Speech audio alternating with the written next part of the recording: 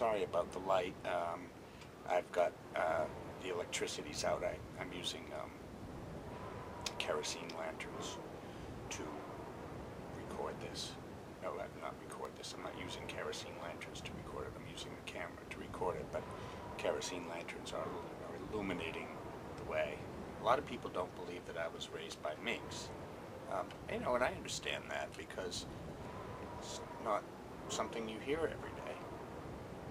I don't think I know anyone else who was raised by minks, but I was. I was speaking at a 7th grade class not too long ago, and the teacher told them that I wasn't raised by minks, and that the publisher just put that on the book because they felt like it. And I heard later that there was a 7th grade boy who was really disappointed to hear that. Well, the fact is I was raised by minks, so let that be a lesson to you. Don't listen to anything your teacher tells you, ever. So, how did it happen? So I was out on...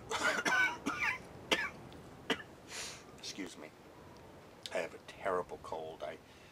I fell through the ice 2 days ago, and just got out about an hour ago.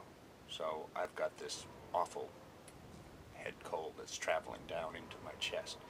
Anyway, which is ironic because that's actually how I ended up with the minks. I didn't fall through the ice, but I was on the ice.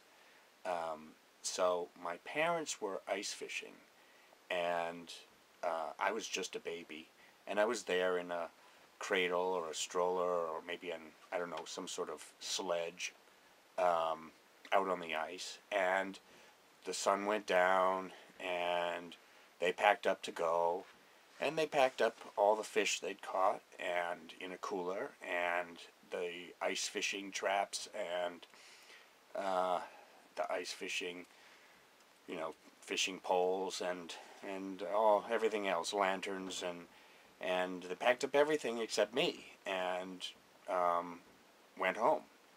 And after they put everything away and put the fish away and the coolers and everything, they realized, hey, where is he? So my father went back, and they spent a good 20 minutes looking for me, but I was gone, and they just assumed that I must have been taken by a bear. It happens. But it seems that no, I was taken by minks. I don't remember it, of course, because I was really young. I was a baby. So I don't even know how they did it, because really I was about the size of a mink. Mink aren't that big.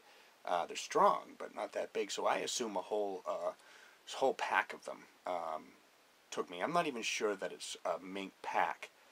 I know that weasels it's called a sneak of weasels. So I'm going to assume that, let's call it a sneak of minks. So a sneak of minks took me. So they took me to this abandoned hunting lodge, which became my home for the next 5 or 6 years. There were holes in the roof, and it was a mess, and there was all kinds of mice had lived in there until the minks moved in. Mice don't like it when minks move in, so they moved out. And anyway, so we lived there for 5 or 6 years, and it was fun. It really was. They taught me how to fish, because minks love fish.